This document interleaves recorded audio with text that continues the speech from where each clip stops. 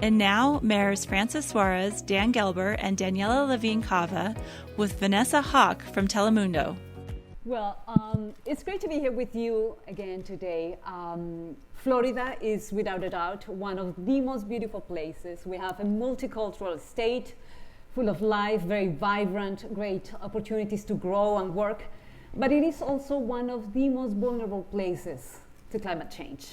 And it's great to be talking here to three elected officials who understand and know very well the challenges that we have and the risk that we're facing.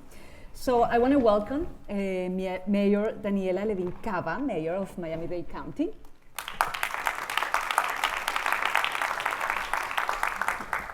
Mayor Francis Suarez, Mayor of Miami. And Mr. Dan Gelber, Mayor of Miami Beach. Okay, so it's wonderful to be here with you. And I would like to start with you, Mayor Daniella. I know Miami-Dade County has presented a strategy to face the climate crisis, and it has to do with raising the homes and the roads to avoid flooding. So I would like you to tell us a bit, how is that going? Well, thank you so much, and great to be with a lot of locals, right? How many are from the 305? All right, and how many want to be? All right. So the great news about our resilience planning is that we've done it together. So we're part of the 305 resilience team. All the cities, all 34, are part of it. 100 resilient cities with Rockefeller supported our work. And we're all committed to a shared understanding of how much the sea is rising, exactly what our vulnerability is, and how we can build smarter. So these two mayors have special bond programs to support some of those efforts, and we don't yet in Miami-Dade County, but we are doing our new building with resilience in mind and also retrofitting where we need to for our critical infrastructure. Mayor Gelber, I understand that you are already doing that. Yeah, I mean, we're at sea level, porous limestone. We get sunny day flooding. We let our residents know when there's king tides coming. Not a lot of cities have to give that notice to their residents, but that's simply because it's a necessity. So we have raised 11 miles of streets. So that they're higher, obviously, and we have deployed about 48 pumps already throughout the city so we're no longer relying on a gravitational system. And the main thing and the message I always say is that from a hardware and an engineering, a gray solutions perspective, we have solutions. Everywhere we've done this, there was sunny day flooding or even more acute flooding during rain times and storm times. There is not flooding. And sometimes there's not even flooding when you would expect there to be flooding anywhere, because we now have a system intended to move water. We're getting better at it as we move from neighborhood to neighborhood. Our city is highest on the east side, so we're starting on the west side, closer to Mayor Suarez's city on Biscayne Bay. But that's, we're sort of the canary in this, but that's just fine because I think we're embracing the challenge. I do need to add that we are also doing things like retrofitting our parks, creating areas for water to be absorbed, seawalls higher, many adaptation strategies as well. That's so important, Mayor Gabriela. I wanted to ask Mayor Suarez. Of course, when we talk about coastal cities, it's very important to talk about mitigation, but it is essential to talk about adaptation. So could you talk to us about the adaptation measures that you are taking in your city? Well, thank you also for having me, along with two mayors who have been consistently advocating solutions in this space. As Mayor Gelber mentioned, a lot of the same solutions that he has implemented, we're implementing. I mean, it's not like when you cross the causeway, the challenges are very different, right? The challenges are very similar. And what's interesting, what I found interesting, I was asked to be on a global council on adaptation. And we gave a report. I know Mayor Levine Cava was recently at the UN. We gave a report to the UN a couple of years ago, and it metamorphosized into a global council on adaptation. And what I found interesting was I thought we'd be learning from all these cities across the world about adaptation. What I realized is a lot of cities across the world wanted to learn from us. Yes. And I think, there are places that, of course, have been under sea level for hundreds of years in our world, and that goes to Mayor Gelber's point about the engineering abilities that we have as human beings to deal with natural phenomena. But the other thing that I'm very excited about, because obviously when you look at the curves, the progression curves, it's not good, right? It's not a happy story, and so you wonder how are we going to disrupt those curves, right? Obviously, adapting is something that you can do and something that you can do potentially for the medium term, right? For 25, 30, 40, 50 years. But if you're looking long term, you have to disrupt those curves. And I think some of the carbon capture technology that I've seen just in the last year gives me a tremendous amount of hope for humanity and for the innovative spirit of humanity to try to find ways to disrupt those very serious looking curves. And I think that is very key what you just say, Mayor, because of course it's important to adapt, like Mayor Gelber, Mayor Daniella are doing, raising the roads and maybe relocating even some residents. But at the end of the day, we can only raise the roads so much, and we need to work on those measures to reduce the emissions. Yeah, I say that we have to not just adapt, not just mitigate, because mitigate, if you think of the word mitigation, and we're all lawyers, so mitigation is to not make worse, right? Or to slow the pace of badness, right? To mitigate. I think we have to start focusing on a new word, which is reversal, right? We have to reverse the effects of what we've done. Wonderful. Mayor Gelber, talking about it from an economic perspective, we know that the most valuable assets of the state are located in the coast, on your coast. So the climate crisis is right now threatening more than $145 billion in real estate value. How do you talk to developers that are going to make new investments in the coast? Well, first of all, mostly the developers talk to us because the ones that are responsible want to develop a product that will sell in the marketplace where people know if it's not resilient, they're not going to buy it. So there's a market working. But there's a lot else going on. I mean, look, my city has a property value at about $51 billion. That's what Miami Beach's entire property value is. We've spent a couple $100 million on a resiliency program. We commissioned a business case study on where we've done these programs in the neighborhoods, and there is absolutely no question that where we have made it drier, property values have ascended more than they have in other places. So we know that to commit a couple $100 million to preserve over $50 billion is a smart return on investment. But more than that, most people, individually, their most valuable asset is their home. So if so we have to make it navigable in our streets. We have to make it accessible, and so for me, it's not simply a no-brainer. It's absolutely irresponsible not to commit that kind of funds to it. And the development community, the engineering community, the academic community, frankly, a lot of the folks that are at this conference spend all their time figuring out the best ways to do this, and we are constantly finding new solutions that we want to inform our effort with, because honestly, I think as this problem has become more acute, the genius of the private sector, the academic sector, has informed the government sector on ways in which to do things, and that's the good news. The good news is that you guys are listening to what the scientists say. This is a surmountable challenge if we have the political will. It's surmountable. Okay. Mayor Levine Cava, how is the climate crisis going to affect the Florida real estate industry?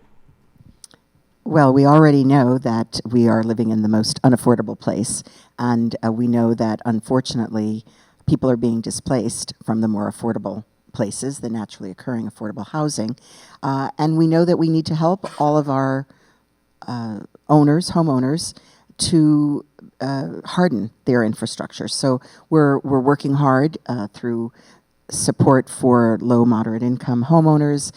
We certainly are helping the naturally occurring affordable landlords to refurbish their homes and keep prices affordable. And at the end of the day, everybody needs to be insured. So we have to prove that we're worthy of that insurance. And some of the things that we're talking about are the things that really keep the industry, the insurance industry here. And of course, our state legislature is hopefully going to tackle this issue in another week or so. So it's a huge challenge, and I want to mention something that we left out before, which is the integrity of our water supply. So I think people understand that our fresh water comes from the Everglades, that as the sea levels rise, that our wells are compromised by salt water intrusion, and so our septic system is subject to failure, already is polluting our bay. And so a key part of our infrastructure and a key part of the investment that is needed for more resilient construction and homes is the septic to sewer conversion, which we have started, but is a very expensive proposition and needs more investment. Definitely a great challenge. Mayor Suarez, you have said that you want to make Miami the most resilient city on the planet. How is that going? Ask Mayor Gelber. No, I think it's actually going very well. I mean, if you recall, if you think about the evolution of how climate has affected Miami in the modern era, right? Not going back to the beginning of the creation of Miami. Since Hurricane Andrew in 1992, we got hit with a 200-mile-an-hour, weather event. And after that point, we as a city and as a county and as a community decided that we had to change the way we build our structures. And so I think since then, we've become the most wind resilient city on the planet. I mean, I work in a city hall that is, was built in the 1930s, and it has impact windows. So we have become much more hardened. And I remember in a climate conference not too dissimilar to this one a few years ago, someone saying that Miami had suffered less hurricane damage in the last 10 years than New York City. So I think that gives you first of all, that's a statistic most people are wowed by. They would never have guessed that. But it also shows how much more prepared we are and how much hardened we are. I think the second part is water, obviously. When you look at the capacity of Mother Nature with an event like Dorian, for example, that was, Category 5 hurricane that sat on top of the Bahamas for 2 days in a row.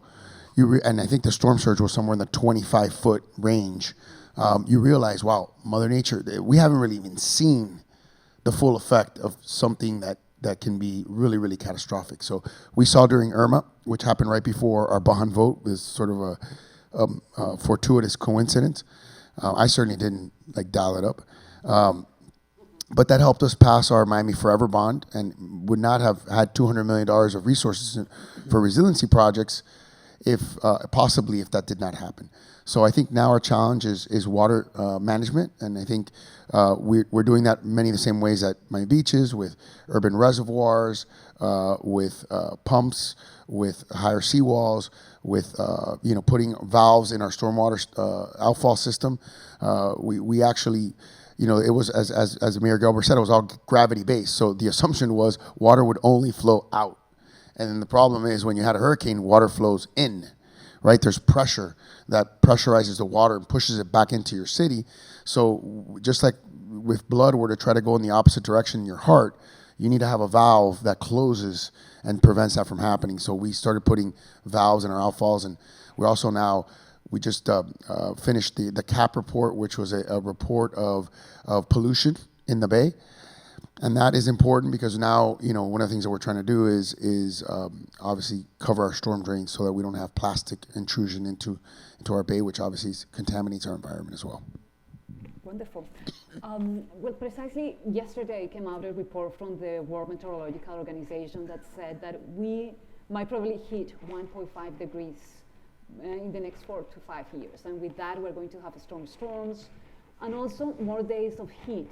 And I know, Mayor Daniella, that that is an issue for your residents. How are you dealing with that? So heat is the silent killer. It's the major source of severe illness and death from weather-related events, more than any other. And we do have the world's first chief heat officer, Jane Gelber. Many of you have had a chance to meet her or hear from her, and others around the world following suit. Look, we have to treat heat as a serious issue for disaster management. We've added a heat season that started May 1. We're looking at heat shelters, named heat storms, Education, we've actually rolled out our educational campaign to make sure that those who are most exposed, those whose jobs require them to be out in the heat, just this past weekend at the races at Hard Rock Formula One, we had, thank you, 250 heat-related incidents that had to be treated by our medics at the races. So this is not just for the poor. This is for everybody. We know that many homes are not air conditioned. We know that if the power goes out, we don't have air conditioning. Our shelters that are there have to have backups with generators, and we need to make sure that we take precautions during the highest heat days. So we're going to be really making sure that just like hurricanes, people prepare for heat. Very important, Mayor. Mayor Gelber, what do you think is the role of technology in this transformation? Well, it's interesting. And I'll use this as a jump off to a related point. I think technology is driving this because it's technology that gives us the solutions and the options. The harder question always is going to be whether people embrace it and adopt it.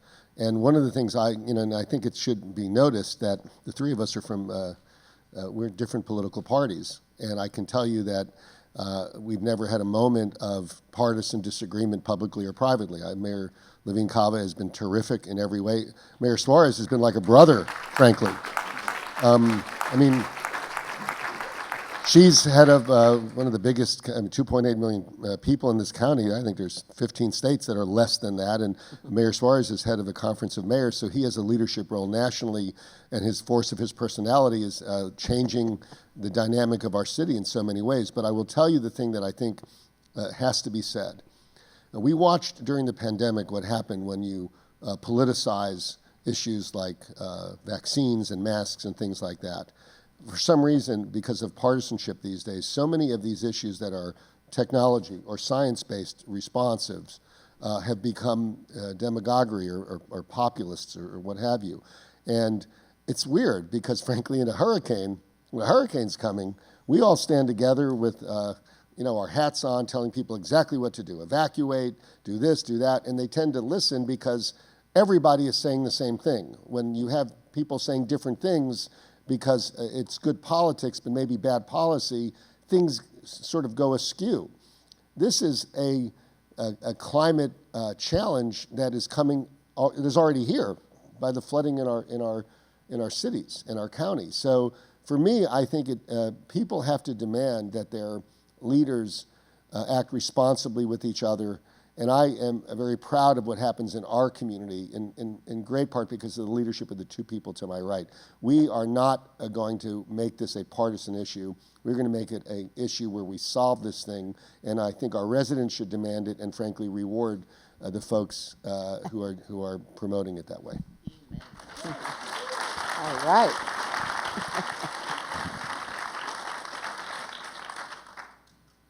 I feel very rewarded.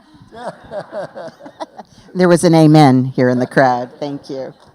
Well, I think this is something remarkable, and we were talking backstage with the mayors that definitely it is local leaders that can really move forward in a way that is with urgency and taking the measures that we need. And I wanted to ask you about that, Mayor Suarez. So, I mean, definitely your approach to climate change is very different from the one of your party. So how have you able to move beyond that partisan polarization and do the work that is needed? And what could you teach to other politicians that are at the federal level? I'm not sure I can teach them much, but I'll say a few things. One, I think sometimes this climate debate, semantics are helpful. I'll give you an example. If in some parts of this community that may be partisan, when you talk about climate change, they may not really buy in or they may not agree. But if you talk about flooding, which is a cause of climate change, right? Then you have their attention.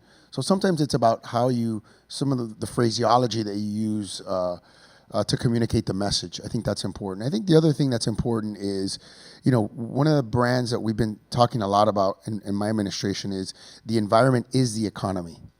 There's this perception that you have to pick the economy or the environment. I think we're 8th in the nation in green jobs. So it's a huge part of our economic ecosystem. And we generate a tremendous amount of economic activity from our environment.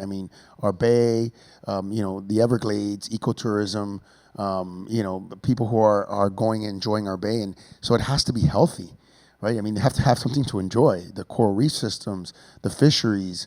And then you think about, legacy and you think about your family and then things of viability, right? Like drinking water. We need to have drinking water. And I think, but I'll tell you this. I think maybe nationally it's a more polarizing issue than in Florida because we got $200 million from our voters, but we also got $50 million from a Republican-controlled legislature with the Republican governor. That's $50 million that the city of Miami got for resiliency projects. I've heard some of the U.S. senators from the Republican Party, be much more moderated on the environment than maybe would be expected from the national partisan rhetoric. So that's that to me is something that we should learn from and that we can sort of scale nationally. And as president of the U.S. Conference of Mayors, I was a former chair of the Environment Committee for the U.S. Conference of Mayors, and I appointed, now as president, a guy over here as the current chair. This is this brotherhood and sisterhood that we're talking about here. We really support each other and try to build each other up. I'm actually running Mayor Levine Cava's campaign for president of the County Mayors Association of the United States. So we're trying to make that happen. You're a good team. All right. So the last question that I want to ask to all of you is, how do you see the future of Miami? And what will be the key elements to make sure that Florida is prepared? So Mayor Gelber, we can start with you. Sure, and I'll just repeat what Mayor Suarez always says. The truth of the matter is if you want to see what America can look like in the next 50 years, just look at what Miami and our area is doing right now. We are the future of the country, and it's not an overstatement, because if you just look at who's here and the challenges we face, they're all going to move elsewhere. Everybody's going to have these exact challenges on a climate point of view and on how you get along. I remember this community, and I'm sure many of you do, 30 or 40 years ago, the divides were so pronounced, you would think that you were walking into a place where there were just different countries everywhere and people were fighting everywhere. We have all gotten together. We all hate the New England Patriots, and thank you for that. But I really think we've matured in incredible ways, and the result is this incredible influx of knowledge-based industries that are coming here, because now I think are more mature. We have more of the amenities that people expect and more of the supporting professions and intellectual capital, and I think that's the growth of this city. So I think our future is terrific, and I think we are absolutely going to meet these challenges, and we'll show the rest of the nation how to meet them, because they're here first, but they're going everywhere, and we're the right canary to have in the mine shaft. Well, I'll echo that. We all knew this was the epicenter of the universe, but now the rest of the world knows it too. They're flocking here, and partly because this other mayor, said he was there to help, but truthfully, the pandemic has been a great boon for us in many ways, because people did discover the lifestyle. And so I think that we have people here who want to solve this problem with us. So we have new energy, new commitment, new technologies, new innovation that we can showcase for the world. How to cope with these things, I've always thought we had that, but now again on steroids. And also that, as Mayor Suarez said, that the world is looking to us for solutions. And I recently in the UN meetings had the opportunity particularly to be with my brother and sister local leaders from the Caribbean Basin. And, guess what? Like the Assistant Secretary General said, Miami is really part of the coastal community of the Caribbean. And so it's on us to really be the leaders regionally and globally to work together to solve these challenges. So I think that the energy is here, the investments, we got to tap those investments. Some of you in the room who might be newer to the area, we need your intellectual capital and we need your other capital. So, and that's, I think, our future. Thank you so much. Thank you. I'll be very brief because I know we're out of time. I'll just say that what I love about the name of this panel, it's Miami's vision, right? And I think you cannot advance if you don't have a vision. You cannot chart a course for the future if you don't have a vision. And one of the things that I think really is exemplified here in this panel is that we are focusing on our children, our grandchildren, and our great-grandchildren. We were talking backstage about this is, you know, maybe in my generation or in their generation, not for us the number one issue, although it's an issue that I think is increasing in importance every day. For the next generation, this is the number one issue. They are incredibly anxious about the world that they're going to inherit.